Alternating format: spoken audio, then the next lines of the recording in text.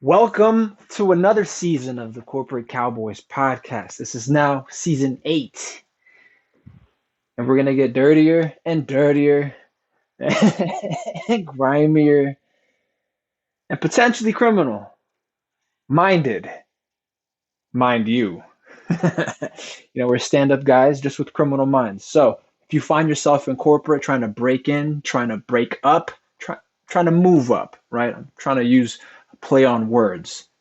But if you're trying to make a move, strategize, plot, and plan in order to be able to negotiate your worth in terms of compensation, in terms of professional development, in terms of yourself professionally, then you've come to the right place.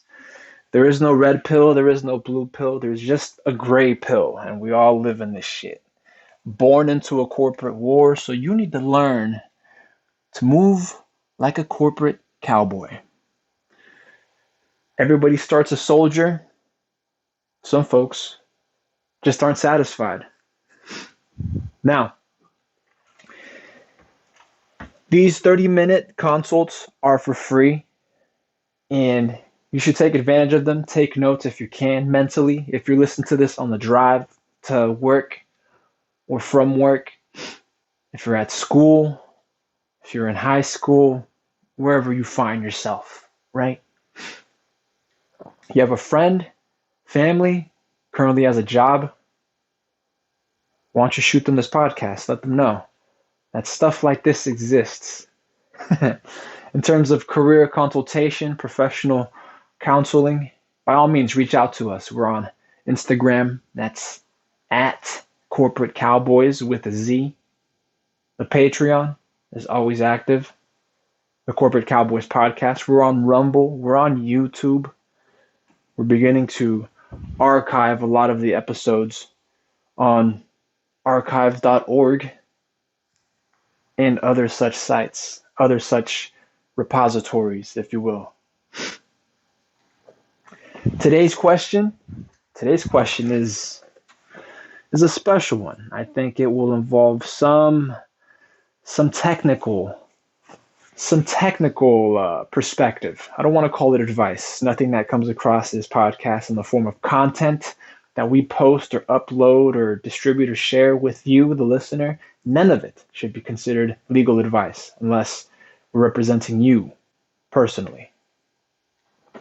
Coming from r/career guidance, this question, I read the title and it sounds juicy. It sounds juicy already. So I'm hoping that the body to this one is thick. We're given a lot of facts, a lot of context. So this episode can be well informed, right? Again, I'm trying to stay away from using terms like opinion and whatnot, but we need a well-formed opinion regardless. And if I'm giving you the disclaimer that anything we pull up offline typically is not well informed, well then you should not rely on it, right?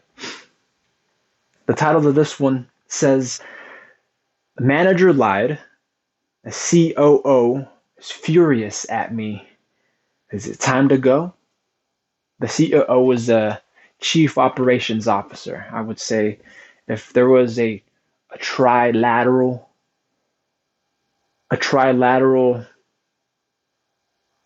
of authority, a trilateral group of authority, it would be the CEO, the CFO, and the COO.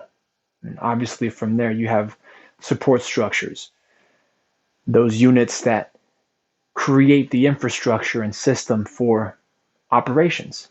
You have the CTO, CIO, and so on and so forth. But this one already sounds good. I mean, if a manager lies, depends on what the lie is about and how it impacts you professionally. Because after all, reputation matters. Reputation matters. And if you cannot disprove a lie, then you can only roll with it for so long before you need to act. In some cases, it may be extracurricular. You may have to resort to your last resort.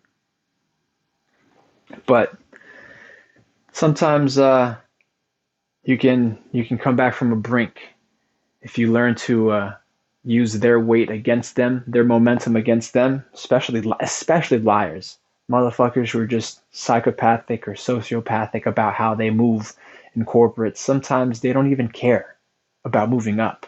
They just want to down people and ruin other people's professional reputation, which is why it's best to have contingencies, if not within the organization, outside in the parking lot. The body to this one saying, "Hey all, I'm a technical recruiter for a Series B startup."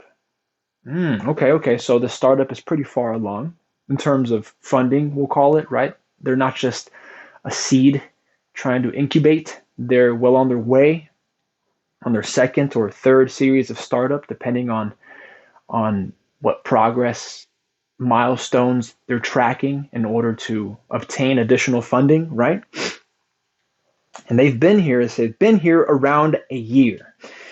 I've had really good success this past year, doubled the size of our engineering team and the company overall. Okay, so they're a technical recruiter. That means that they're hiring talent. They're out scouting and hiring talent for specific technical jobs within the organization. And so far, so good. They sound successful. They sound like they're well on their way, having gotten in on the ground floor, which is with a startup, and already establishing themselves as having created value, having contributed to the startup's success, expansion, and growth. That's good. That's really good. As always, keep and maintain records, keep and maintain receipts, emails, texts, even if you're using a work phone, that sort of thing. It says here, a few weeks ago, one of the hiring managers, who is well known for being pretty incompetent, told me to send out an offer to a candidate at a certain price point. This has typically been the chain of command, so I sent out the offer. The next day, that hiring manager makes a group chat with our COO and says, he never told me to send out the offer.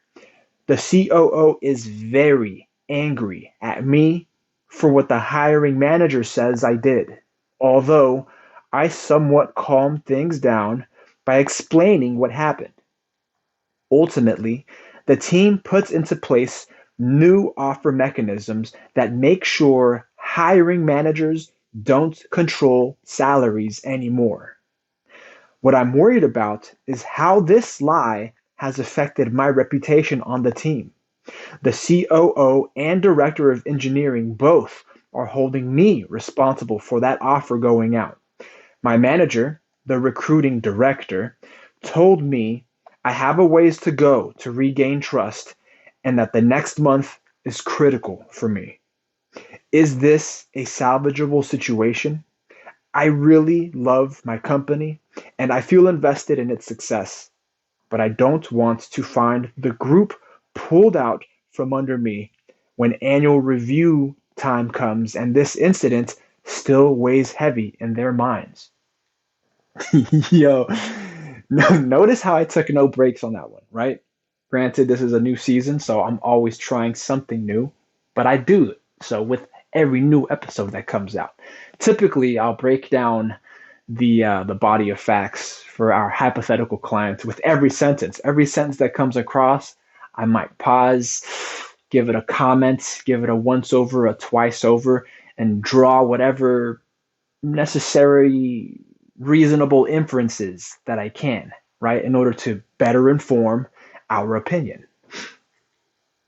And I always say this as a caveat, as a disclaimer. If I had the hypothetical client in front of me, there would be questions abound. I would be asking tons of questions, follow up questions to do so. I don't always have a script. It's really more so a guide as to what questions I need answers to in order to better inform what type of strategy to pursue. That being said, our hypothetical client here is in quite the pickle. Why? Because they have a COO that is mad at them. And it's the manager, their immediate manager, that has set them up, for failure. One moment, the manager is telling them to do something, to act, right? And our client, our hypothetical client, is not telling us how they were told. Were they told verbally? Were they told by email? Right? Are you keeping receipts of every action that was taken? That's something that you should take into consideration. If you're moving in with a startup company, startup companies are fertile ground for disputes. If you think regular corporate life is cutthroat, startups are even more so, because there's a whole viability of the organization on the line with every passing month, sometimes every passing week, depending on what's measured and how frequent. Now, it sounds here like they're saying that COO and director of engineering both are holding them responsible. So they're holding the hypothetical client responsible for the offer having gone out. To me, it sounds like in the course of them trying to explain what happened and calm the situation down, it sounds like they ate a plate full of hot shit because they couldn't get the target off their back. So they had to, if their name is attached to that offer, and they are the only point of contact to offers being made to candidates, they're fucked. Why? Because it's got their fingerprints and only their fingerprints on it. If somehow they CC'd the hiring manager or BCC'd them to make them aware of the offer going out, that would serve as if confirming and acting on the hiring manager's instruction. Because why?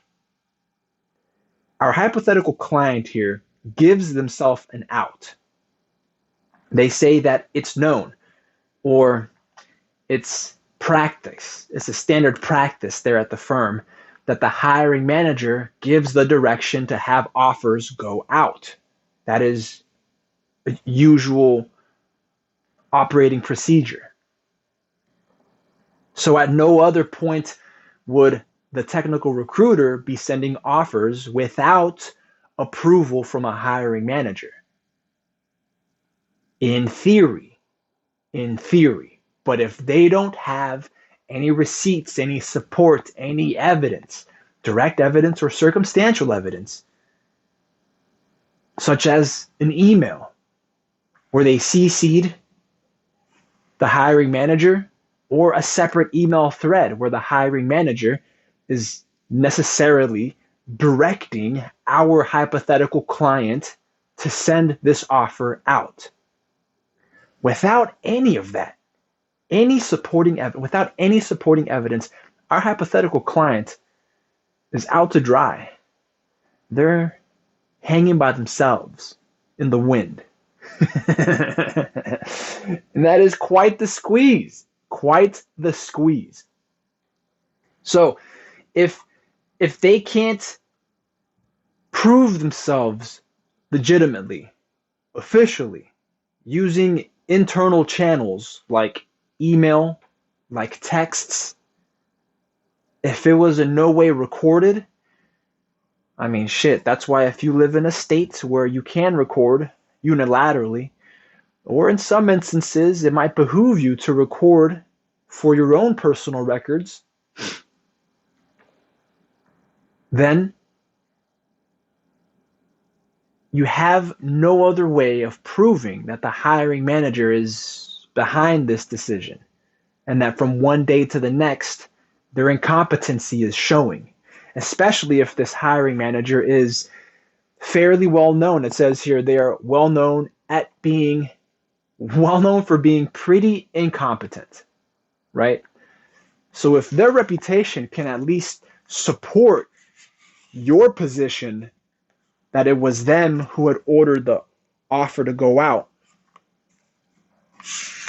then you should have some support for it. I think if you're dealing with an incompetent manager and they're fairly well known at being incompetent as a corporate cowboy, you should already be working at eliminating them. You should already be working at recording their incompetencies. You should already have a history, an archive of some kind, tracking their incompetencies and how it's affected the way you work, how it's affected the metrics at the company, and how others have also been affected. You're building a case, not just for your success, but also for their failures. So if you should ever run into a situation like this, where it's your word against theirs, and for whatever fucking reason you don't have any receipts, no emails, no communications, no writings, no recordings, then you have a case, at least, that displays a pattern of their incompetency. And why else, if not for standard operating procedure there at the company, why else would you unilaterally send an offer without having consulted the hiring manager or without it having been directed by the hiring manager? I mean, the fact that you're still taking heat from this, at least to me, tells me that you may be new, you may be a novice, or you just may be uneducated. And that's not a bad thing. You learn by trials of fire. It's trial and error. It's unfortunate that you've had to experience it, but it's commonplace in corporate. You're dealing with cutthroat motherfuckers. And some motherfuckers don't give a shit about the startup's mission, vision, objectives, any innovative, creative ideas coming out of it. They couldn't give two fucks. What they live on, what they thrive on, is conflict and drama. Likely they're not even there to work if they're well known for being incompetent. They're probably not even there to work. They're collecting a check and also feeding off of attention from drama they create. Now it sounds paranoia. It sounds paranoid the way I lay it out. Really, it's being precautious and it's being prudent. It's being a consummate professional. You have to take into account that your standard for professionalism is not the same as everybody else's. And that's why you're worried now. That's why you're worried now. But it's because you trusted. It's because you trusted in somebody else's ethics that are not your own. Now you're having to rely on a hiring manager, someone you're necessarily supposed to take orders from and work with, to relay hiring offers, to relay communications to candidates. But you should be analytical of those hierarchical relationships that exist within any organization, especially your own, given the people and the departments that you work with.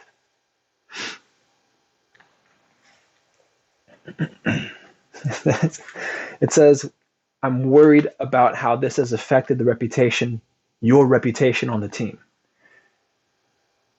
Me personally, I wouldn't be worrying. But then again, I wouldn't be caught in this tight of a squeeze like you find yourself currently. But now that you're in it, this is an opportunity to learn. This is an opportunity to act.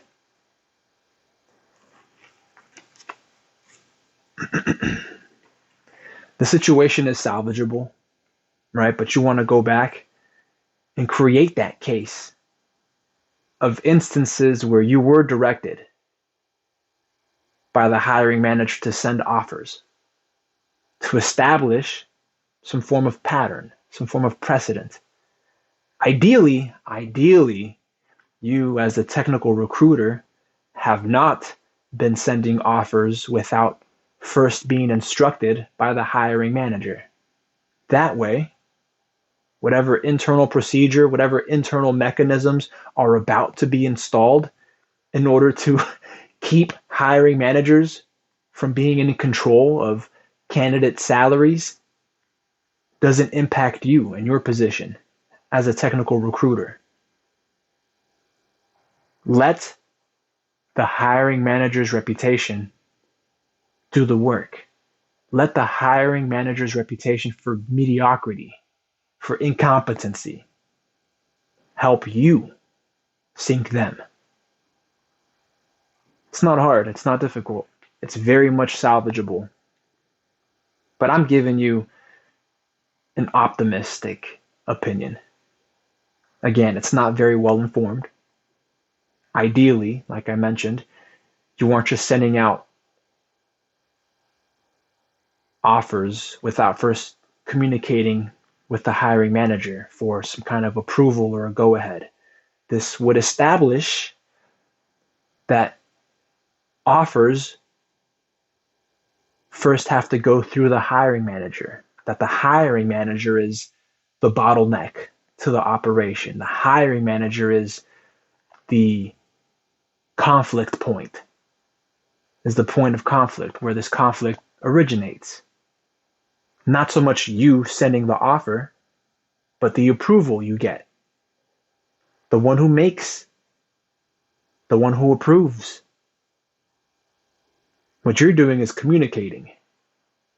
You are the technical recruiter, and the hiring recruiter, the hiring manager typically is in charge of salary. Again, we don't have much more organizational info for our hypothetical client, so we don't know now who's going to be in charge of salaries or salary ranges when offers go out. Typically, that is the hiring manager. Why? Because the hiring manager has that category of metrics that they track. And the technical recruiter, like I mentioned at the opening, is the one who scouts and attracts the talent. They're in talent acquisition, essentially.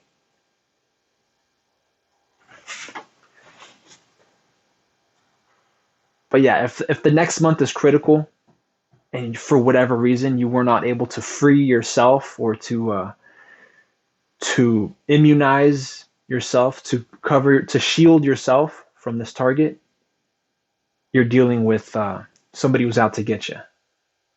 To me, that looks like the hiring manager.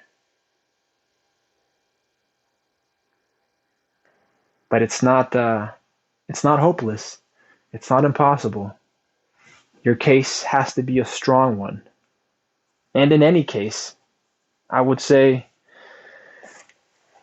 prepare for the worst, expect the best, and prepare for the worst. You expect the best because you're doing your best, but you prepare for the worst. In any other context, I would say expect the worst, because that way you're always pleasantly surprised when it goes right. But behind that, you're preparing for the worst. You're expecting the best because you're doing your best. And preparing for the worst in the sense that you might need your resume within the month, especially if this next month is quote unquote critical to you staying on, especially because this last piece here says, my manager the recruiting director, okay, so I guess they're not working under the hiring manager. Still, doesn't change the facts for us. The recruiting manager told them that I have a ways to go to regain trust and that the next month is critical for me. I would be, that's the manager, if any, that's the manager who would go to bat for you, the recruiting director. Why? Because you're a recruiter. And so they know what goes on in terms of channels of communications to be established when hiring talent, hiring engineers, or anybody else working for the company. They know a little bit about what goes on. So if they understand that the standard operating procedure is to coordinate with the hiring manager and you've got receipts, they would more than likely be willing to go to bat for you. Maybe not stick their neck out completely, but at least go to bat for you. Especially if, like you say, you're worth it and you've brought an increased value to the company as a recruiter. But that all depends. That all depends. And those are questions that we would ask. And now they're questions you ought to ask yourself.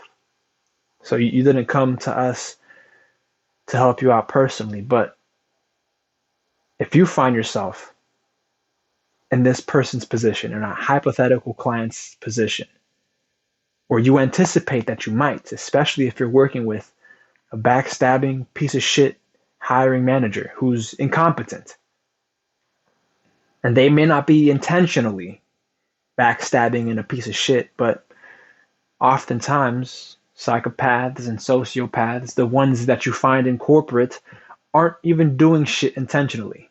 They're like a cat with string crossed with a hamster and a wheel. They don't know where the fuck they're going. They don't have any ultimate goal for bettering business. They rarely have righteous motives. Those are instances that you have to prepare for. Those are instances that you need to take preemptive action on. And that's going to be by safeguarding your reputation, by safeguarding your work, as well as the company's. Keep receipts. Any communication that's done verbally, you want to follow up with an email and let them know that you will be pursuing whatever action it was that they directed you toward, that they instructed you on. Can you imagine the shield, the freedom, being free of liability when they bring you into the office, the exemption from liability when they bring you into the office and they claim, yeah, we're going to hold you responsible for having sent out this offer, but you have receipts in the form of an email saved as a PDF, right? And the email says, hey, hiring manager, this is Alex, your technical recruiter, just sending this email to confirm I will be sending off the offer with the specific salary range to said client no later than this date. Expect to remain informed as to the next interaction or the candidate's response, right?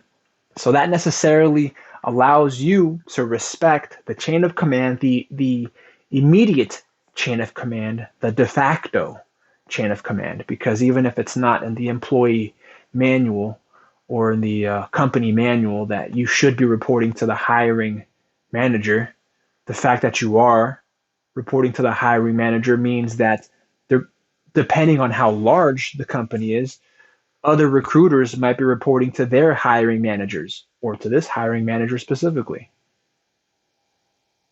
And again, that sets precedent that you were not the one with the sole authority and discretion to be sending off offers without including the hiring manager in on the decision. This one is I suppose I started season 8 with a somewhat easy fact pattern. We haven't had to gotten we ha- we didn't need to get technically extra legal, right? No need for a shovel and pick just yet. And that puts us at about 30 minutes, but it being the first episode, I'm going to read you one or two comments, right? Just for the sake of introducing some additional perspective. And I always critique these comments because, given that there is a specific audience, age range, and ideological demographic on Reddit, some of the comments may read not in the fashion that a corporate cowboy would write them. So it's best if I just critique them and shit on them if necessary. The first comment here says, when someone says the next month is critical, it's time to polish your resume. Yeah, that's funny enough. That's how I took it. It's a threat. And even though I misunderstood who the threat was coming from, because it was my initial understanding that the hiring manager was your immediate manager. No, actually, the hypothetical client here clarifies that their immediate manager is the recruiting coordinator. They're the hiring. They're the recruiting director. My apologies, I used the wrong title. So they're the recruiting director, and that's who the threat came from. Now, to me, that signifies that the recruiting director's metrics were somehow impacted because of the offer that was sent to the candidate. My the inference I take from that, I'm not making any assumptions or conclusions, any definitive conclusions, but the inference that I draw from that is that the salary range was not correct, right? It was either too high or too low, but I would imagine it's too high because, if you as the recruiter got somebody to sign on for a really low salary, I don't see this having played out the same way. But if the salary range was too high and the candidate takes the offer, then that would impact other metrics as far as capital and funding that are coming into the organization and that they may be trying to put a hold on, to put some restraint on. Still, I don't see how that could, if you were really cutthroat about it, I guess, if you were really pragmatic about it, I don't see why the offer can't be rescinded, can't be retracted from the candidate. Just tell the candidate, we're retracting our offer or no longer pursuing this salary range, or we've modified your job responsibilities and also the compensation which you will be offered, right? Any number of ways to shape that package and not have the company's image suffer for it, right? But again, this is going off of the assumption. See, now we're moving on to assumptions, on the assumption that you have receipts for it. And if you don't have the receipts, if you don't have emails or communications from yourself, between yourself and the hiring manager, you're kind of asked out.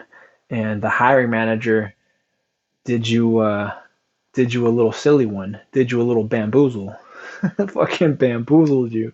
But there are some cutthroat motherfuckers who think and operate in this way. I've been in certain positions of power where I've had to exercise it in a fashion that wasn't as productive, but only because the ends justified the means. The ends were more productive than the means that I employed, right? I mean, I was a hired gun then, I'm a hired gun now. But always keep in mind that what what you do righteously, others can do just the same, but in the contrary. Second comment here that, well, this was a pretty long one, so I'll go ahead and read this one and then sign off. This comment reads, talk about shooting the messenger. I mean, whatever. It says, yeah, I would comment on it being the messenger, but again, if you really were the messenger, if you really were a professional about being the messenger, then you want to be sure that you're not shitting the bed and fucking up the bag by acting unilaterally, or at least not implicating your hiring manager, right? And I do mean implicate in the connotation that you're both putting in work together, and that at no point in time, if your hiring manager is pointing out to somebody to shoot, right? Now I'm getting graphic. If somebody points, if you're the order taker and they are the order giver, at no point in time, if they point and you shoot, do you ever not want to implicate your hiring manager as them having their fingerprints on something, on the weapon used, on the ammunition type, right? So somewhere along that chain of command, that discretion needs to be attributed to somebody.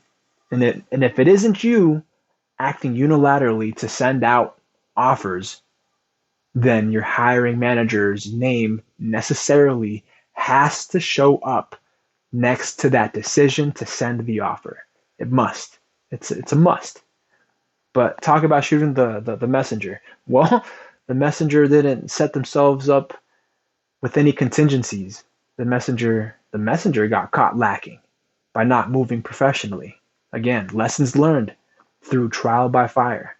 This isn't the end of your career. This is just the start. I don't care how old you are. You could be 21, fresh out of college. You could be 60, getting started on this Series B startup, having gotten in at the ground level. Everybody is entry level forever. That's one of the many overarching themes of the Corporate Cowboys podcast. You could be the CEO and get set up and knocked down just as easily as somebody getting hired entry level and then let go the next day. It says, talk about shooting the messenger. If it was just the hiring manager that was angry, I say don't sweat it. However, you clearly have a target on your back with a timeline given. If it were me, I'd be gone. Don't let these people bully you into anxiety and depression. Sounds like they are typical corporate assholes. They say, good luck. Edit to add. Oh, they edited this to add. Before you leave, I would make a point to have a one-to-one with the COO. I would not complain, but just admit a portion of the default and clear your name at the same time. Something like this. Before I read this, I wouldn't take any fucking portion of that default. You were acting under orders, right? If at any point the salary range that was being offered seemed off to you, I mean, that's also where you're dropping the fucking bag. Because if there is a typical salary range for a particular position, for, I don't know, whatever position it is that you're hiring in, and you know that it's off, or you know that something is not right about it, then you should be communicating. You should be the one also communicating. But again, you need receipts for everything. And if you haven't kept any receipts, motherfuckers can just charge it to the game. And in this case, they're charging it to you. It says here, use that time to admit a portion of the default, fuck that, and clear your name at the same time. Something like this, and they quote some language to include in an email or some shit. It says, Mr. Mrs. COO, I want to ensure you heard this directly from me. I am a man/woman of my word, and it means everything to me. I understand there is confusion on what happened, and I will take the responsibility for sending out the letter offer on verbal direction alone. You see how they emphasize if it was on verbal direction, you kind of have to eat this shit sandwich because you've got no receipts. And if you have been listening, or if you go back and listen and restart this first episode, you will find that I set you up for success if you've been keeping receipts, right? Otherwise, you can create a case of past instances where you've been directed by the hiring manager to send the offers, right? You've got to come up with a case, and you can drop it off on the COO's desk on your way out the door. You don't have to stick around and work with the hiring manager unless you want to stick around for the drama, unless you want to stick around for uh, the events to come, right? If you really think the hiring manager will receive what they have coming to them, and you can add weight behind the hammer that's going to come down, by all means, create your case and pass it on to the COO. So it says here with that language, for sending out the offer letter on verbal direction alone, my intentions were to be as responsive as possible so we didn't lose the candidate to another company. Verbal direction at the time seemed natural and appropriate. I now see how miscommunication and intentions can be construed. I don't know, man. This is a little too heartfelt, a little too bleeding heart. I mean, this is a conversation you could have with the COO in person. You don't even have to like. This is too late to be collecting receipts. This is too late to be recording conversations. If you're on your way out of the company, what the fuck is this email gonna do? Other than the CEO is gonna see it coming from somebody whose email access is gonna be denied by the end of the week. So they probably don't give a shit. They'll just send it to archive or trash it the moment it hits their inbox. Now I see how miscommunication and intentions can be construed. I think that's the wrong use of construed too. So whatever. I am willing to work with hiring managers and my team to ensure this doesn't happen again through documenting procedures and training hiring managers. I don't know, man. That last paragraph I think is unnecessary. If you're gonna have a hand in training the hiring managers, that's not your job. That's not your job. You didn't get hired for that. So uh, I personally would. I mean, there are some good points there, and they make light of the fact that you were acting on verbal direction alone. I mean, they called the hypothetical client. Uh, they exposed the hypothetical client in that sense, where I did also, and I think that's going to be the weakest spot, the weakest point that you're going to try and rectify now after the fact by not having had those contingencies in place from the very beginning. You fucked yourself. You fucked yourself by not moving professionally. And a consummate professional knows to have contingencies. I'm going to let you go right here. If you like what you heard, by all means, get in touch with us. Our rates are more than reasonable. If you want to donate to the cause, keep this podcast free. Send us a little something. There's a Cash App of Venmo and other links floating around, and all that goes to business expenses and legal fees and office supplies and ammunition and stuff.